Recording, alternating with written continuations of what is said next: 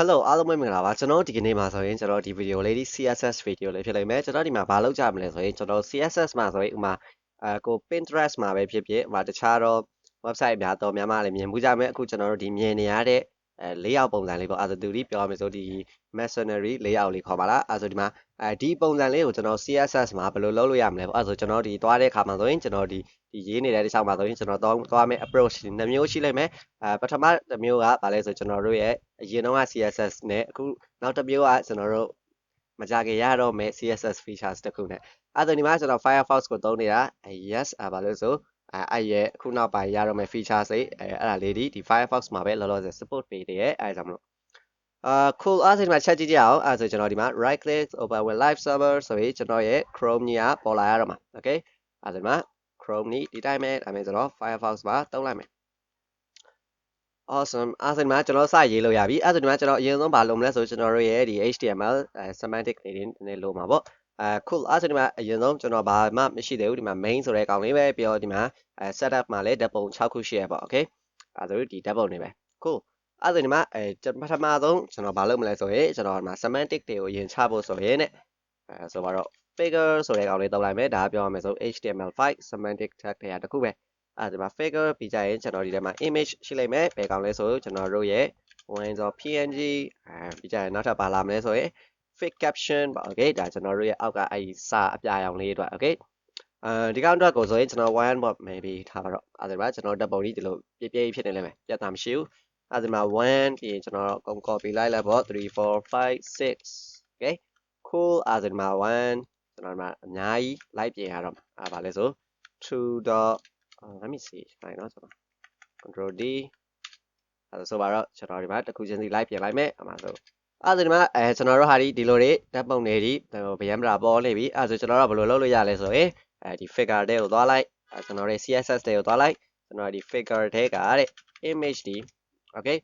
ကျွန်တော်အတိုင်းမလုပ်တော့ဒီမှာ image ဒီ maximum width ဆိုပြီးပေးလိုက်မယ် okay အဲ့ဆိုကျွန်တော်တို့ဟာဒီ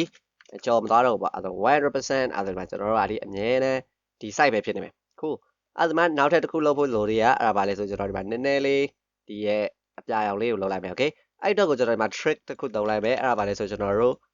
grid မှာ okay grid ရဲ့ technique လေးတစ်ခုသုံးလိုက်မယ်အဲ့ဒါပါလဲဆိုကျွန်တော်ဒီမှာဆိုပါတော့ figure တဲ့ okay ဒီ figure ကိုကျွန်တော်မလုပ်လိုက်မလဲဆို display of grid okay grid template columns one okay 100% maybe အတိုင်းပြလိုက်အဲ့ဒါပြီးရင်မလုပ်မလဲဆိုတော့ grid template rows အဲ့ဒါကျွန်တော်ကဒီရဲ့ grid child နှစ်ခုကိုထပ်ချင်တာ okay အဲ့ဒါ grid template rows မှာ whenever auto okay အဲ့ဒါဒီ auto ဒီကျွန်တော်တို့ရဲ့အောက်က text အတွက်အဲ့ဒါဒီကောက်တော့ကိုဒါပဲဒီ parent ကို setup လုပ်တာဒီလောက်ပဲအဲ့ဒါကျွန်တော်ဒီမှာကျွန်တော်ရဲ့ fake caption လေးကိုနည်းနည်းလေး design လေးပြင်လိုက်မယ် okay fake caption ကိုကျွန်တော်မလုပ်လိုက်မလဲဆိုတော့ padding maybe 0.5m 1m အဲ့ဒါ background color of coral okay အဲ့ဒါဒီမှာ width ကို max content အဲ့ဒါကျွန်တော်တို့ဒီလိုဖြစ်သွားလိုက်မယ် color ကို white ပြီးကြရင် font size ကိုဆိုတော့ 2m maybe okay များတယ်ဆိုတော့ 1.5m cool okay ဒီ approach လေးပေါ့အဲ့ဒါဒီမှာကျွန်တော်ဒီ grid ရှိတယ်ပြီးရင် grid child လေးရှိတယ်အဲ့ဒါဒီမှာ magic ကလာပြီအဲ့ဒါပါလဲဆို figure တဲ့ figure တွေက okay image ကျွန်တော်ဒီတိုင်းပဲ select တာကိုဒီတိုင်းပဲသုံးလိုက်တော့မယ် cool ဒီမှာ figure တွေကဓာတ်ပုံကိုတဲ့ဘာဖြစ်ချင်လဲဆိုကျွန်တော်ဒီမှာ grid columns ကို1 okay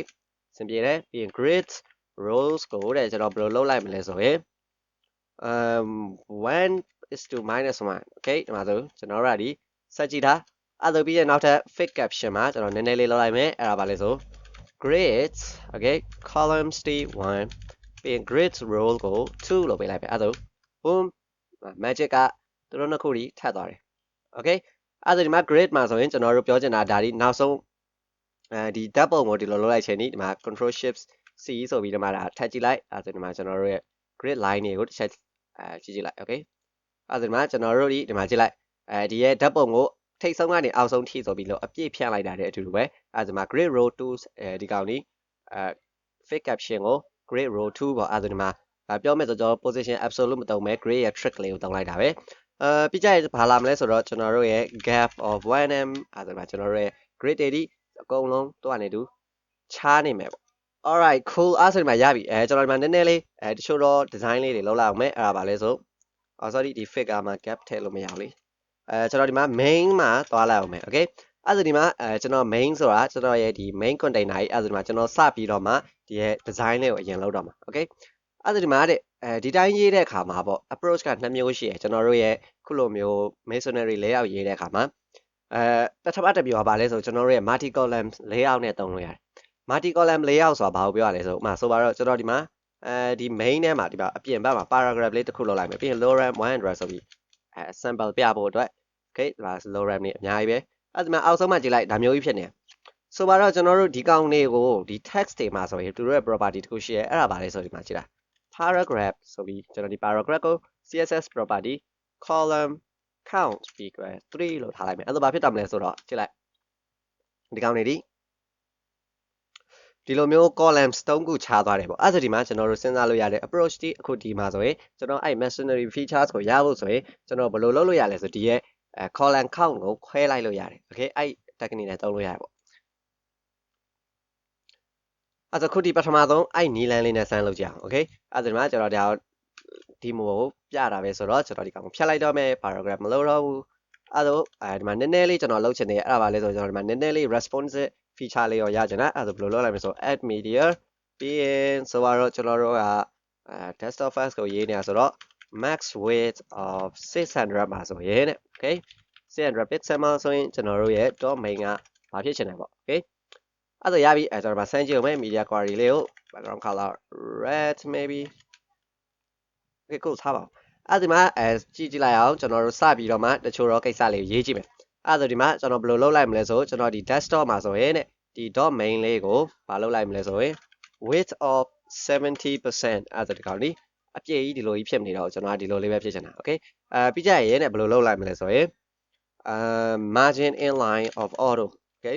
margin inline of auto အဲ့ဒါဒီကောင်ဘာဖြစ်လာလဲဆိုသူဒီအလဲတက်တဲ့ကိုရောက်ပါလိမ့်မယ် okay okay အဲ့ဒါဆိုမှ margin inline auto ဒီပြောရမယ်ဆိုဒီကောင်လေးကိုဒီမှာအလဲတက်တဲ့ကိုရောက်သွားပြီပေါ့အဲ့ဆိုဒီမှာ magic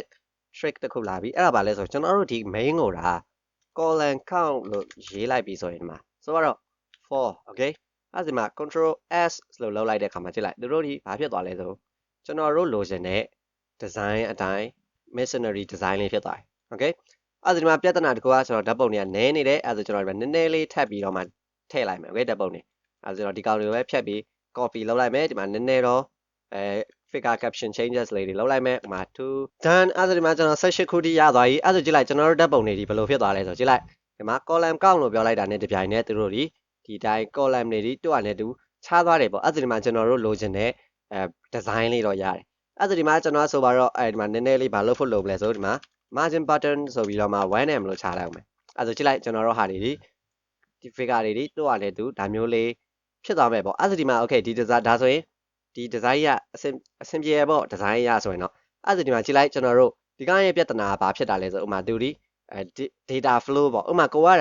search results ကိုရေးနေတယ် okay ဥပမာ search result ဥပမာတချို့တော့ကိစ္စတွေမှာဆို order ဖြစ်ဖို့အရေးကြီးတဲ့အပိုင်းတွေအဲ့ဒါကြည့်လိုက်သူ order သွားတဲ့ပုံက1 2 3 4ပြီးရင်5 6 7 8ဒါမျိုးကြီး downline ကြီးသွားတာဘာလို့ဆိုသူဒီ columns အတိုင်းခွဲတာမို့လို့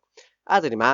ဒီတိုင်းဒီ design ကြီးပဲလိုချင်တယ်ဆိုရင်အဆင်ပြေတယ်ဒါပေမဲ့အခုပြောတဲ့အတိုင်းသူ့ရဲ့ဒီရဲ့ search အရာအဆင်မပြေရရှိရပေါ့အဲ့ဒါဆိုပါတော့ကျွန်တော်ဒီကောင်ကို response ရချင်တယ်အဲ့တော့ကိုဘယ်လိုရေးမလဲအဲ့ဒါဆိုတော့ကြည့်လိုက်ဒီကောင်အတွက် response ရချင်တယ်ဆိုရင်လည်းကျွန်တော်တို့ဘယ်လိုရေးလို့ရလဲဆို media query မှာတွားရေးလိုက်လို့ရတယ် okay အဲ့ဒါဒီမှာ dot main မှာဆိုရင်ကျွန်တော် width of 100% okay ပြီးရင် column count ကို okay column count ကိုဆိုပါတော့2 okay အဲ့ဒါဒီမှာကြည့်လိုက်ကျွန်တော်တို့ဟာဒီသူ့ဘာလဲသူတော့ okay အဆင်ပြေရပဲ okay အဲ့ဒါဒီမှာ control shift c ပြီးကြရင်ကျွန်တော်ဒီမှာ response လေးကိုဖွင့်လိုက်မယ်အဲ့ဒါဒီမှာကြည့်လိုက် okay အဲ့ဒါဒီမှာ design ရဆိုရင်တော့ကျွန်တော်ဒီ multi column layout ကဒီ approach ကပေါ့ဆိုတော့မဆိုဘူး okay cool အဲ့ဆိုရင်ကျွန်တော်တို့ဒါဒီကျွန်တော်ပြောချင်တယ်ပထမကျွန်တော် CSS မှာလုပ်လို့ရတဲ့ trick တစ်ခုပဲအဲ့ဒါဒီမှာနောက်တစ်ခုကကျွန်တော်အရင်စောင့်နေတဲ့ဒီမှာ grid ရဲ့ features လေးတစ်ခု okay အဲ့လေးချက်ဆက်ရေးကြည့်အောင်အခုဒါဆိုရင်ကျွန်တော်တို့normal approach နဲ့ကျွန်တော်ပြောမယ်ဆိုခုချိန်ဒီလက်ရှိရနေတဲ့အနေထားနဲ့ပေါ့အဲ့ဒါဒီမှာကိုက JavaScript ကိုသုံးချင်တော့ရတယ် okay JavaScript ကိုသုံးချင်လည်းရတယ်ဒါပေမဲ့ကျွန်တော်အခုဒီမှာ JavaScript မသုံးမဲနဲ့တက်နိုင်နေများပေါ့အဲ့ဒါ cool အဲ့ဆိုဒီမှာကျွန်တော်တို့ပြောမယ်ဆို နောက်ထပ် grid ရဲ့လာတော့မဲ့ features လေးကိုကျွန်တော်တစ်ချက်လောက် explore လုပ်ကြည့်အောင် okay အဲ့တော့အဲ့ features ကပြောရမယ်ဆိုရင်အခုဒီရဲ့ကျွန်တော်တို့ can I use မှာရှာကြည့်မယ်ဆိုရင်တခါဒီ can I use မှာဒါရှာကြည့်မယ်ဆိုရင်သူဒီ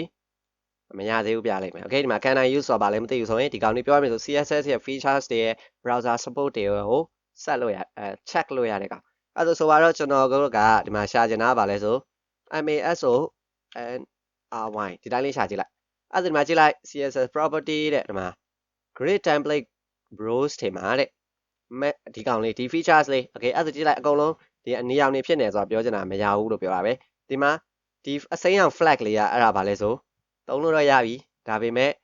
သူတို့ default အရာ enable မလုပ်ထားဘူးဘာလို့ဆိုဒီမှာ testing color မလို့ okay အဲ့ဒါဒီမှာဒါမျိုးလေးဖြစ်နေအဲ့ဒါကိုကဒီကောင်ကိုလာလုပ်ချင်တယ်ဆိုရင်ဘယ်ကောင်ကိုသွားပြီး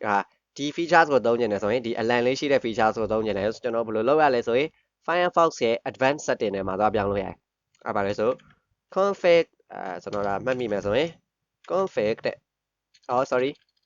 about ပြီးရင် config okay con အပိုင်ကြီး config ဒီ URL လေးကိုရိုက်ကြည့်လိုက်အဲ့ဒါမှာ Firefox က proceed with caution ဆိုပြီးလာလိမ့်မယ်အဲ့ဒါမှာ accept the risks အဲ့ဒါဒီတိုင်းလေးကလောက်လိုက်ပြီးရင်ကျွန်တော်ဘယ်လိုလုပ်လို့ရလဲဆို Masonry okay အတိုင်း MASO အဲ့ဒါမှာကြည့်လိုက်ဘာဖြစ်နေလဲဆိုဒီမှာ layout တဲ့ CSS grid template Masonry value အဲ့ဒါမှာကျွန်တော်ဒီမှာ enable disable လုပ်လို့ရတယ်ဒီမှာကျွန်တော်ကတော့ enable လုပ်ပြီးသားအဲ့ဒါဒီကောင်လေးကို enable လုပ်လိုက်အဲ့ဒါကျွန်တော်ဒီအဲ့ရဲ့ CSS property ကိုသုံးလို့ရတယ် okay အဲ့ဒါ cool အဲ့ဒါမှာကျွန်တော်တို့ဒီ properties ကိုသုံးလို့ရပြီဆိုတော့ကျွန်တော်တို့ရဲ့ဒီမှာတစ်ချက်စမ်းရေးကြည့်အောင် okay အဲ့တော့ကိုရေးကြည့်ဖို့ဆိုရင်ကျွန်တော်ဘာလုပ်မလဲဆိုဒီရဲ့column counts တွေကိုဖြတ်လိုက်တော့မယ်ဘာလို့ဆိုကျွန်တော်မလို့တော့ okay ဒါတွေလည်းမလို့တော့ဘူးဆိုတော့ column counts တွေမလို့တော့ဘူးပြီးကြဒီ main မှာလည်းဆိုတော့ကျွန်တော်တို့ရဲ့ဒီ column counts ဆိုမလို့တော့ဘူးအဲ့ဒါကျွန်တော်တို့ငကိုတိုင်းပြန်ဖြစ်သွားတယ် okay အဲ့ဒါဒီမှာဘယ်လိုလုပ်လို့ရလဲဆိုကြည့်ထား okay ဒီ main ကိုကျွန်တော်က display grid လို့လောက်လိုက်မယ် okay ဒီမှာ grid ရဲ့ features ကရမ်းမိုက်တယ်အဲ့ဒါ grid template columns okay the grid template columns အဲ့ဒါဒီမှာဘယ်လိုလုပ်လို့ရလဲဆိုဥပမာဆိုတော့repeat repeat for whenever okay ကျွန်တော်ဒီတိုင်းလေးပဲသုံးလိုက်မယ်အဲ့ဒါဆိုကျွန်တော်ဒီ whenever ၄ခုခွဲသွားမယ်ပေါ့ကျွန်တော်ဒီဇိုင်းနေ okay အဲ့ဒါဒီမှာကျွန်တော် grid ရဲ့တည်တဲ့အတိုင်းပဲကြည့်လိုက်ဒီတိုင်းနာဆိုရင် grid တွေဒီအပြည့်ယူနေရအဲ့တော့ကျွန်တော်တို့ဒီမှာ grid columns 2ထားတဲ့ကျွန်တော်တို့ရဲ့ child တွေကဒါမျိုးကြီးဖြစ်သွားလိမ့်မယ် okay မှာတိုတဲ့ဓာတ်ပုံရှည်တဲ့ဓာတ်ပုံမှာဆိုရင် Masonry design မဖြစ်ဘူးပေါ့အဲ့ဆိုရင်ဒီမှာဆိုရင် grid template rows မှာဆိုရင်တဲ့ကြာ MASONRY ဒီကောင်လေးရိုက်လိုက်မယ်ဒီမှာ VS Code ကတော့အထင်မှန်မပြည့်သေးဘူးအဲ့ဒီမှာ control S လို့လုပ်ကြည့်လိုက်အဲ့ဒါကြည့်လိုက်အဲ့ဒါကျွန်တော်ဒီမှာ grid ကိုသုံးထားဆိုတော့ဘာသုံးလို့ရလဲဆိုမှာ gap equal 1 okay ကြည့်လိုက် cool okay ဒီကောင်လေးမြင်မြင်ရရင်တော့ကောင်းတယ်ဘာလို့ဆိုကြည့်လိုက်ကျွန်တော်တို့ဒီကျွန်တော်တို့ design တွေမှာဒီ design ကိုရချင်တဲ့ဆာမှာကြည့်လိုက်ကျွန်တော်တို့ဘာမှလုပ်ချင်မလို့ပဲအဲ့ CSS property တစ်ခုတည်းနဲ့ဒီတိုင်းသူ့အနေနဲ့နေရာကျသွားတော်သုံးဝင်နေပေါ့အဲ့ဒါဒီမှာကြည့်လိုက်ဘာဖြစ်လဲဆို1 2 3 4ပြောမယ်ဆိုဒီမှာ search engine တွေလည်းတို့ဒီအပေါ်လိုက်အစင်လိုက်ပဲဒါပေမဲ့လောလောဆယ်တော့ဒီမှာ partially support ပဲဖြစ်သေးတယ်အဲ့ဒါဒီမှာကျွန်တော်တို့ Chrome မှာလည်းသုံးလို့မရသေးဘူးဒီရဲ့ Safari မှာဆို way ပဲခုအဲ့ဆိုဒီမှာကျွန်တော်ရပြီ cool အဲ့ဆိုဒီမှာပြောရမယ်ဆိုဒီလိုအဲ့ဆို okay ဒီ feature ရှိကိုကျွန်တော်သုံးချင်ပြီဒါပေမဲ့ဘယ်လိုလုပ်လို့ရမလဲပေါ့အဲ့ဆိုဒီမှာfallback အနေနဲ့သုံးလို့ရတာအဲ့ဆိုကျွန်တော်ဒီမှာ fallback လေးတွေလည်းပြောချင်တယ်ဥပမာတချို့ browser support ပေးမယ်တချို့ browser support မပေးဘူးဒါပေမဲ့ကိုကဒီ features ကိုဥပမာready ဖြစ်လာတဲ့အချိန်ကျရင်တခါတည်းတန်းသုံးပြီးသားဖြစ်ချင်တယ်အဲ့ကြောင့်ကြိုပြီးကိုယ့်ရဲ့ website မှာကြိုထည့်ထားခြင်းနဲ့အဲ့တော့ကို fallback features တွေဘယ်လိုလုပ်လို့ရမလဲပေါ့အဲ့လေးဆက်ကြည့်ကြအောင်ပြီးကြတော့ဒီမှာနည်းနည်းလေးကြည့်လိုက်ဒီကောင်ကို responsive အနေနဲ့ကြည့်မယ်ဆိုရင် repeat for whenever ဒီအမြဲတမ်းဒီတိုင်းပဲဖြစ်နေမှာအဲ့တော့ဒီမှာ grade ရဲ့ထုံးစံတိုင်းကျွန်တော်ဘာလုပ်လို့ရလဲဆိုရင် min max ဆိုပြီးလုပ်လိုက်လို့ရတယ် okay repeat ပြီးရင် auto fit okay ကျွန်တော်ရဲ့ဒီ grade နဲ့သုံးလိုက်မယ်ဆိုရင် auto fit min max ပြီးကြရင်ကြည့်လိုက်200 pixel whenever အဲ့ဒီမှာကျွန်တော်တို့ဟာဒီသူကနေ auto responsive ဖြစ်သွားလိမ့်မယ်ကြည့်လိုက် cool stuff အဲ့ဒီမှာကျွန်တော်တို့ဒီ Masonry အတွက်ဆိုအရင်တော့ဆိုကျွန်တော်တို့Java jQuery plugin လိုမျိုးတွေသုံးရတယ်ထင်တယ် cool ပြီးကြရင်တချို့တော့ JavaScript library တွေအဲ့လိုတွေအများကြီးလိုက်လျှောက်သုံးရတယ်ဒါပေမဲ့အခုဒီမှာမကြခင်မှာ CSS ကဒါမျိုးလေးလာတော့မယ်ဆိုတော့ cool အဲ့ဒါဒီမှာကြည့်လိုက်ကျွန်တော်ဒီတိုင်းလေးလုပ်ကြည့်လိုက်တဲ့ခါမှာလည်းကြည့်လိုက်ကျွန်တော်တို့ဟာဒီတို့ဟာနဲ့တူ responsive ဖြစ်သွားတယ်အဲ့ဒါဒီမှာကြည့်လိုက်ကျွန်တော်တို့ဟာဒီ share ပဲပေါ့ okay cool အဲ့ဆိုရင်ရပြီဒီမှာဆိုရင်ဟုတ်ပြီအဲ့ဆိုငါကတော့ဒီ features တွေကိုကိုယ့်ရဲ့ website မှာထည့်လိုက်တော့မယ် ဒါပေမဲ့အဲ့လို support မပေးတဲ့ browser တွေအတွက်ဆိုလက်ရှိကျွန်တော်တို့ဘယ်လိုလုပ်လို့ရလဲဆိုရင်အနည်းဆက်ဆုံးအဲ့တော့ဘယ်လိုလုပ်လို့ရလဲဆိုကျွန်တော်ဒီမှာ media queries မှာ support media queries တွေတုံးခဲ့လိုက်လို့ရတယ်အဲ့ပါလေဆို add ဆိုတော့ meet add support okay ဒီ add support ပြောချင်တာဒီကောင်นี้ support ပေးခဲ့ okay ပြီးရင် grid template rows မှာလား NRY Masonry ကို support ပေးခဲ့တယ်ဆိုရင် okay ဒါဆိုရင်ကျွန်တော်တို့ fallback အနေနဲ့ရေးလို့ရပါတယ်အတိုင်းတာ support ပေးခဲ့မယ်ဆိုရင်ကျွန်တော်တို့ကဘယ်လိုလုပ်လိုက်ရမလဲဆိုကြည့်လိုက်ဒီရဲ့ display grid မှာဒီရဲ့ကျွန်တော်တို့အပေါ်ကရေးခဲ့တဲ့ features တွေကိုဒီထဲမှာ domain ဒါဆိုရင်ကျွန်တော်တို့ media query တစ်မျိုးပဲဒီ media query ရပါလဲဆိုတစ်ခါမှမသုံးဘူးဆိုရင်ဥပမာ feature တစ်ခုကို support ပေးမပေး check လို့ရတဲ့ media query ပြောချင်တာဒီ browser ဒီရဲ့Masonry ကို support ပေးမယ်ဆိုရင်ဒီ CSS property ဒီအလုပ်လုပ်သွားမယ်ပေါ့အဲ့လိုပဲသူတွေ media query ပဲအဲ့ဒါကျွန်တော်တို့လောက်ထားလို့ရတယ် fallback အနေနဲ့လောက်ထားလို့ရတာဒီလိုလေးလောက်ထားလို့ရတယ်ပြီးရင်ကျွန်တော်တို့ရဲ့ default browser မှာဆိုရင်ကျွန်တော်တို့ရဲ့ column count ကိုပဲပြန်သုံးရမှာပေါ့ column count ကိုအခုလိုမျိုး for maybe အဲ့ဒါမှာ for အဲ့ဒါကျွန်တော်တို့ရဲ့ဒီ media query မှာ column count ကို2အဲ့ဒါဒီမှာကျွန်တော်တို့ဒီဒါဆိုရင်ပြောမယ်ဆို cross browser အနေနဲ့နည်းနည်းအဆင်ပြေပါကြည့်လိုက်ဒီမှာ support ပေးတဲ့ browser မှာဆိုရင်ကြည့်လိုက်ဒါမျိုးလေးကျွန်တော်တို့ဟာဒီ grid နဲ့ရေးထားတဲ့အတိုင်းဒီမှာ1 2 3 4 5 6နံပါတ်ကိုကြည့်လိုက်မြင်သားတယ် okay ဒါဆိုပြောမယ်ဆို grid property ကအသက်ဝင်နေတာအဲ့ဒါဥမာကျွန်တော်ကဒီကောင်ကို Firefox ကိုsorry Chrome ကိုဖွင့်ပြီးလောက်လိုက်မယ်ဆိုရင်1 second ကျွန်တော်က Chrome လေးကိုဖွင့်လိုက်မယ် okay ဒီမှာကျွန်တော်ဒီမှာ Chrome ကိုဖွင့်ပြီးဖွင့်လို့ကြည့်မယ်ဆိုရင်ကျွန်တော် support မပေးတဲ့ browser မှာဆိုရင်ဒီကောင်ကဘာပုံနဲ့လာမလဲဆိုရင်ကြည့်လိုက်ကျွန်တော်တို့ရဲ့ဒီရဲ့ column count နဲ့ရေးထားတဲ့ပုံစံတိုင်းလာမယ်ပေါ့အဲ့ဒါဒီမှာကျွန်တော်တို့ fallback အနေနဲ့လောက်ခဲ့လို့ရတဲ့ပုံစံမှာကြည့်လိုက်နံပါတ်တွေဒီ1 2 3 4 3 down လိုက်ကြည့် okay ဒါဆိုတေးကြတယ် column counts နဲ့ရေးထားတာအဲ့ဒါဒီမှာဆိုရင်support ပေးခဲ့ရင်ကြတော့ကျွန်တော်တို့ဒီမှာ grid အတိုင်းသွားနေမယ်ပေါ့ okay အဲ့ဆိုရင်ဒီမှာဆိုရင်ကျွန်တော်တို့ပြောရမယ်ဆိုတက်နိုင်နေမြကျွန်တော်တို့ရဲ့ဒီ layout လေးကို CSS only နဲ့ဘယ်လိုမျိုးလုပ်လို့ရမလဲဆိုတာကျွန်တော်တို့ multi columns တွေပြောခဲ့တယ် fallbacks တွေပြောခဲ့တယ်ပြီးကြရင်နောက်ထပ် grid ရဲ့လာတော့မဲ့ကောင်းလေးကိုပြောခဲ့တယ်ပေါ့အဲ့ဆိုရင်ပြောရမယ်ဆိုဒီဗီဒီယိုကတော့ဒီလောက်ပါပဲကိုကတခါမှ grid ကိုမသိဘူးဆိုရင်ကျွန်တော် grid နဲ့ပတ်သက်ပြီးဗီဒီယိုတော်တော်များများလုပ်ဖူးတယ်အဲ့ဒါလေးကိုကြည့်ကြည့်ပါကျွန်တော်ဒီ description ထဲမှာလည်းထည့်ပေးထားမယ် cool